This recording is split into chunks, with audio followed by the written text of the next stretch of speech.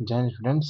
ये सिविक्स का जो फर्स्ट चैप्टर है पावर शेयरिंग, उसका एक फुल टाइम रिवीजन वीडियो है, जिसमें एक ही वीडियोस में हम क्या करेंगे, टोटली चैप्टर्स को क्या कर देंगे, रिवाइज करेंगे। ठीक है, जिसमें हम लोग समझेंगे कि ये जो पावर शेयरिंग है कैसे श्रीलंका और बेल्जियम में इम्पैक्ट डाला और क्या असर डाला, जिसकी वजह से बेल्जियम एक बहुत ही अच्छे तरीके से चलने वाला क्या बन गया, कंट्री बन गया। बट श्रीलंका को बहुत सारे इशू को क्या करना पड़ा था, फेस करना पड़ा था। तो चलिए हम चलते हैं अपने फर्स्ट स्लाइड पे,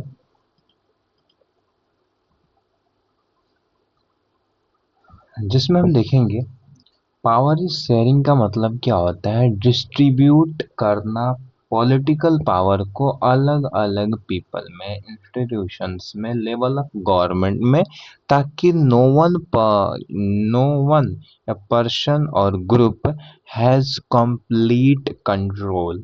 मतलब पावर शेयरिंग का मतलब बस सिंपल सा यही है कि जितने भी पावर हैं उसको अलग अलग पार्ट में, अलग अलग लोगों के बीच में, अलग अलग इंस्टीट्यूशन में जो गवर्नमेंट है उसको क्या कर दे, बांट दे, जो कि पहले ऐसा नहीं होता था। पावर शेयरिंग डेमोक्रेटिक नेशन में इंट्रोड्यूस किया गया। इससे पहले जो राजा होते थे वही क्या करते थे, जो भी डिसीजन, जुडिशरी का डिसीजन हो, लैंड का डिसीजन हो, किसको कितना रिसोर्सेज देना है, सारा डिसीजन वन पर्सन पे कंप्लीट कंट्रोल होता था। जैसे कि आप औरंगजेब को देख लो, तो उस तरीके के गवर्नमेंट को चला पाना करंट मॉडर्न एरा में क्या है, बहुत मुश्किल है। तो पावर शेयरिंग बहुत ज़्यादा इम्पोर्टेंट हो जाता है आपस के कॉन्फ्लिक्ट को क्या करने के लिए, ख़त्म करने के लिए। जैसे कि हम लोग देखते हैं कि इंडिया का डिस्ट्रीब्यूशन जो होता है, फर्स्ट स्टेट जो बना था आंध्र प्रदेश, वो किसके बेसिस पे हुआ था, लैंग्वेज बेसिस पे। वैसे ही धीरे धीरे क्या होने लगा, सारा स्टेट्स डिवाइड होने लगा था। तो आज अगर देखा जाए तो पावर को शेयर किया गया है सो दैट ट्रांसपेरेंसी गवर्नमेंट में आ जा सके, करप्ट प्रैक्टिसेस किया किया जाए, रोका जा सके, और उसके साथ साथ जो अनफेयर मीन्स जो हैं उनको भी क्या कर सके, हम लोग रोक सकें। अगर हम देखें तो बेल्जियम और श्रीलंका की दो स्टोरी दी गई है, जिसमें टोटली चीज़ों को समझाया गया। बेल्जियम की अगर बात करें, वहाँ पे 59% Dutch, 40% French, shared power, equal right से पीस एंड और डेमोक्रेसी बिकेम स्ट्रॉन्गर, क्योंकि वहाँ पे शेयर किया गया पावर को। बट अगर देखा जाए श्रीलंका में 74% जो है सिंगल है, और तमिल पीपल जो है 18% है। यहाँ पे मेजोरिटेरियनिज्म चलता है, मेजोरिटी रूल चलता है, यानी जिनकी पॉपुलेशन सबसे ज़्यादा है, सिंगल है, वही डोमिनेंट होंगे, लीडर बनेंगे, वही क्या करते हैं, जज करेंगे, जस्टिस भी उन्हीं का काम होता है, हर जगह उनका पार्टिसिपेशन रहेगा। तो इसकी वजह से डिस्क्रिमिनेशन तमिल जिसकी जनसंख्या का में देखने को मिलेगा, सिविल वॉर की सिचुएशन आई और डेमोक्रेसी क्या हो गई, वीकेंड हो गई। तो ये एक लाइव एग्जांपल देता है, हिस्टोरिकल एग्जांपल, कि कैसे जो पावर शेयरिंग है एक नेशन को बिल्ड करता है। ठीक वैसे ही अगर देखें हम लोग, तो ये जो पावर शेयर किए गए वो कैसे किया गया, एक किया गया हॉरिजेंटल डिस्ट्रीब्यूशंस और वर्टिकल डिस्ट्रीब्यूशंस। हॉरिजेंटल वर्टिब्यूशंस डिस्ट्रीब्यूशन का मतलब है सेम लेवल में, सेम जनरेशन्स की बात करेगा, सेम स्टैंडर्ड की बात करेगा। जिसे पावर शेयर किया गया लेजिस्लेचर के पास, एग्जीक्यूटिव के पास और जुडिशरी के पास। जैसे कि लेजिस्लेचर का काम लॉ बनाना, एग्जीक्यूटिव का काम एग्जीक्यूशंस को देखना लॉ का, जुडिशरी का काम अगर लॉ का सही तरीके से इस्तेमाल ना हुआ तो पनिशमेंट देना। तो ये एक दूसरे के बराबर के इंस्टीट्यूशन से, एक ही लॉ है जो तीनों जगह क्या करेगा, जाएगा, उसी चीज पे रिसर्च हो रहा है। वही इसी को हम हॉरिजेंटल डिस्ट्रीब्यूशन कहते हैं, जो चेक और बैलेंस करने का काम करता है। वहीं अगर वर्टिकल डिस्ट्रीब्यूशंस में देखेंगे, वर्टिकल मतलब ऊपर से नीचे की तरफ, इसका मतलब क्या, central government, state government, local government, जो तीन गवर्नमेंट है उसको डिवाइड किया गया है। ठीक है, इसी को हम फेडरलिज्म भी कहते हैं, जब स्टेट्स की पावर और सेंटर की पावर्स को क्या कर दिया जाता है, अलग कर दिया जाता है, सेंट्रलाइज्ड पावर नहीं रहता है। तो चौथी तीसरी चीज हम देखेंगे, सोशल ग्रुप में देखा गया कि पावर शेयर किया गया, रिलीजियस ग्रुप्स को अलग से पावर दिया गया।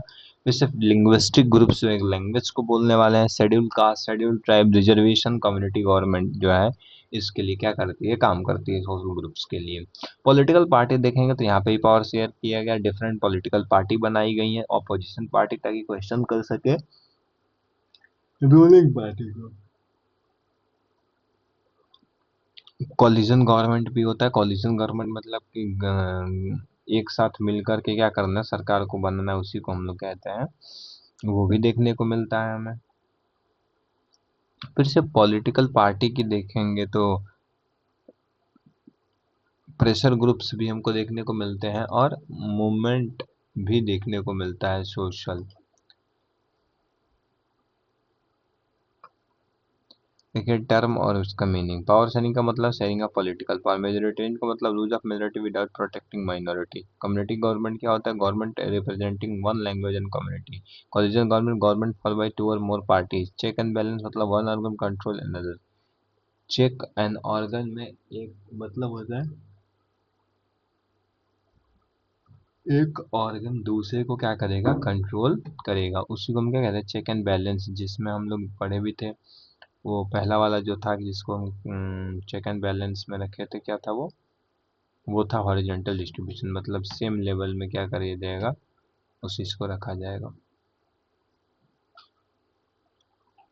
वन ऑर्गन कंट्रोल अनदर, से लेजिस्लेचर है, एग्जीक्यूटिव्स है और जुडिशरी।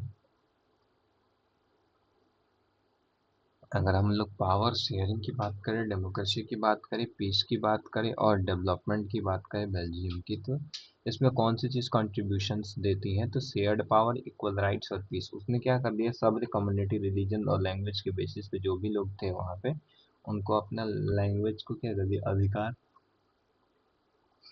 रिजर्वेशन दिया। उसके बाद से उसने गवर्नमेंट रिप्रेजेंटेटिव्स के रूप में भी उनके पावर को क्या कर दिया, रिजर्व कर दिया। श्रीलंका में जो, जिसकी वजह से सिविल वॉर नहीं हुआ, श्रीलंका में सिचुएशन में मेजोरिटी रूल आया, तमिल डिस्क्रिमिनेशन दिखा, सिविल वॉर दिखा।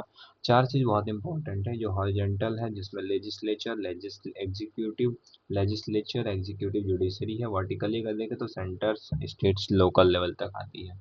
इस चीज को रखा गया है। तो ये सारे चैप्टर्स हैं, जो चैप्टर्स का क्या है, टोटली रिवीजन है। आप इससे क्या कर सकते हो, टोटली आसानी से रिवाइज कर सकते हो। अगर वीडियो अच्छा लगा हो तो जरूर लाइक कर देना और सब्सक्राइब भी कर देना चैनल को, ताकि जो क्लास 10th का सेकंड जो चैप्टर है उसका भी वीडियो एक लेके आए डिटेल वीडियो में।